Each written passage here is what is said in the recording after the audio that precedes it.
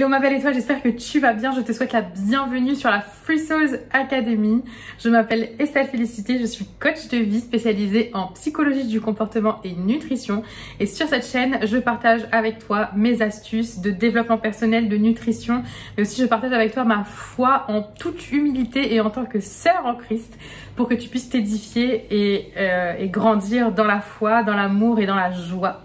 Donc aujourd'hui, le sujet de la vidéo, c'est comment donner un sens à sa vie, donner du sens à sa vie. Donc on va voir ensemble, c'est une réflexion que moi j'ai menée, hein. C'est toujours comme ça, un partage de cœur à cœur, c'est une réflexion que moi j'ai menée, comment donner un sens à sa vie, parce que parfois on arrive à la croisée des chemins et on se pose un milliard de questions. Et on est complètement perdu, on se dit est-ce que je fais bien ce que je fais, est-ce que je suis sur le bon chemin, etc. Et on est un peu perdu. Et je suis passée par là avant toi et j'en suis sortie. Aujourd'hui, je pense avoir trouvé cet équilibre, ce sens à ma vie qui fait que je suis heureuse et épanouie. Et j'ai envie de partager avec toi ce qui, moi, m'a beaucoup aidée à comprendre le sens de ma vie et à me réjouir en fait pour la vie finalement. Et dans toute cette réflexion que j'ai menée, je me suis dit, mais attends, il y a quelqu'un qui est passé par là avant moi. Je me souviens bien de cet homme, de ce roi, Salomon, dont on parle dans le livre de l'Ecclésiaste. Je t'invite vraiment à lire le livre de l'Ecclésiaste si tu l'as pas encore fait. C'est vraiment un livre rempli de sagesse, de bons conseils, parce que le roi Salomon, c'était non seulement l'homme le plus riche de la terre, c'est celui qui avait amassé le plus de richesses, mais il était aussi connu pour être un homme sage. Donc dans tout ce livre où il partage à son fils les connaissances qu'il a acquises tout au long de son vécu, toute la sagesse qu'il a acquise, eh bien, il nous le partage aussi finalement. Et c'est très très très intéressant. Et c'est dans ce livre qu'on va comprendre en fait quel est le sens de la vie, parce que le roi Salomon, avant toi, avant moi, s'est posé la question, mais quel est le sens de notre existence? Quel est le but de notre existence? Quel est le sens de la vie, en fait, de sa vie et de la vie de manière générale, pour pouvoir le transmettre à son fils. Et dans ce livre, en fait, il nous fait comprendre que...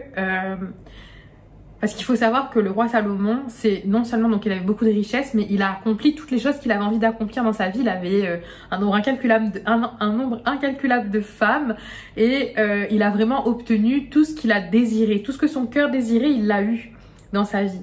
Et il s'est rendu compte que la richesse, les biens matériels, les plaisirs sexuels, parce qu'il s'est adonné à beaucoup de plaisirs sexuels apparemment, les plaisirs sexuels, toutes ces choses en fait que la chair va rechercher, ça laisse l'homme insatisfait. Et tout ça n'est que vanité. C'est la conclusion qu'il va faire. Et d'ailleurs à la fin du livre de l'Ecclésiaste, il fait cette conclusion à son fils. Il lui dit, écoute, on lit ça en Ecclésiaste chapitre 12 versets 13 à 14. Je vais te le lire. Qui dit, crains Dieu et observe ses commandements. C'est là ce que doit tout homme. Car Dieu amènera toute œuvre en jugement au sujet de tout ce qui est caché, soit bien, soit mal. Et dans ce livre, finalement, on se rend compte que ce que le roi Salomon veut nous partager, le partage qu'il a pour nous, c'est que le fait de mettre les plaisirs de la chair, le fait de mettre les désirs de notre cœur avant tout le reste, avant la crainte de Dieu, avant Dieu lui-même, va nous conduire en fait à...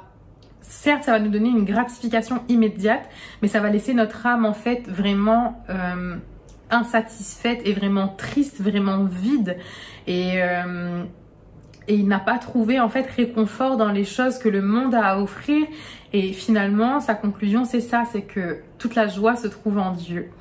Et j'ai trouvé ça juste magnifique parce que c'est vrai parce que moi, aujourd'hui, avec le recul, j'ai seulement 30 ans, mais de ma petite expérience de vie, sur l'échelle de l'humanité, je me suis rendu compte que j'étais vraiment pleinement épanouie parce que j'avais Christ dans ma vie. L'apôtre Paul disait d'ailleurs que la plus grande joie que l'homme pouvait avoir, c'est vraiment être en Christ, en fait, d'avoir Christ à l'intérieur de soi. Je parle souvent du fait de laisser Christ siéger sur le trône de notre cœur. Et c'est ça en fait, c'est ça vraiment qui apporte la joie, qui apporte la satisfaction. Il nous apprend aussi que la joie complète, parfaite, se trouve dans le fait de servir Dieu.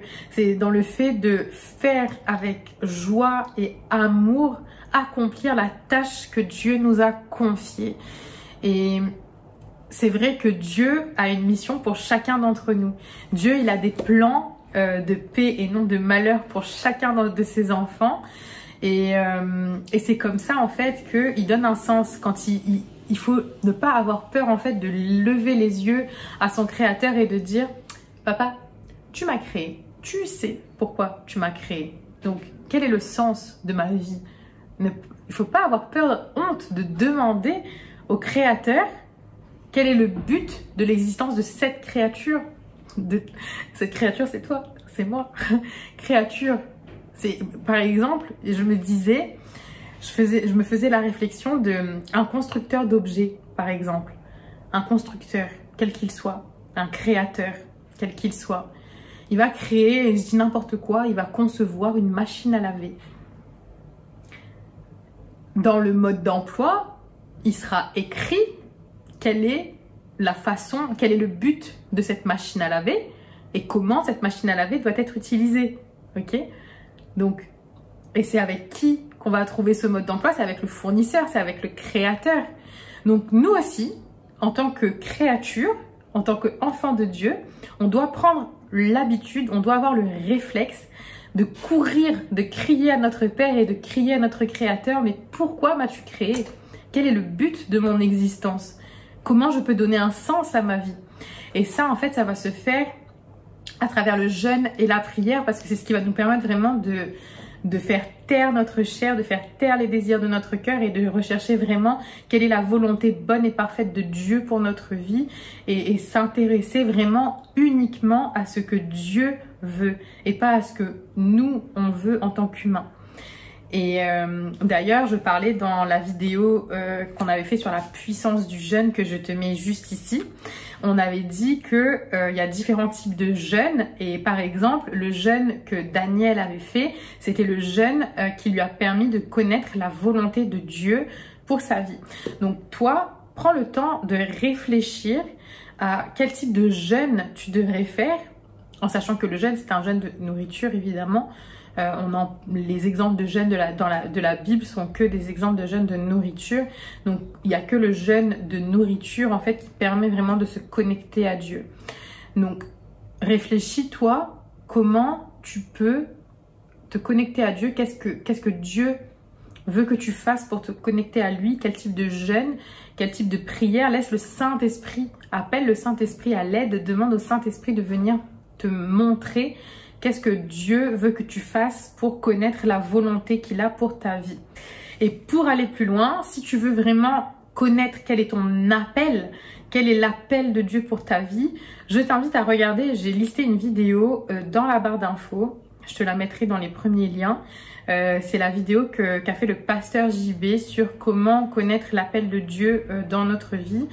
Et cette vidéo, elle est vraiment bien parce qu'elle est concise, elle est claire, elle va droit au but et c'est vraiment, j'adore, c'était tellement sage, rempli de sagesse et surtout c'est des conseils qui sont issus de sa propre expérience. Et moi j'adore, je dis toujours que les meilleurs enseignements, les meilleures édifications viennent de l'expérience et je trouve que voilà, cette vidéo elle était parfaite pour comprendre quel est l'appel de Dieu dans notre vie, parce que moi, aujourd'hui, j'ai la conviction que la seule manière de donner un sens à sa vie, c'est vraiment de connaître Dieu et de connaître qu'est-ce que Dieu attend de nous, en fait, et de se conformer avec amour et joie à la volonté de Dieu pour notre vie. Donc, c'est comme ça, en fait, qu'on arrive véritablement à donner un sens à notre vie et à être heureux. Donc voilà pour mon partage, j'espère que ça t'a plu. N'hésite pas à me mettre en commentaire toi comment tu donnerais du sens à ta vie, qu'est-ce que pour toi pourrait donner un sens à la vie. Et voilà, je me ferai un plaisir d'échanger avec toi dans les commentaires. N'hésite pas à liker cette vidéo si ça t'a plu et à t'abonner à la chaîne si c'est pas encore fait. Je te fais plein de bisous d'amour et je te dis à très vite pour de nouvelles aventures.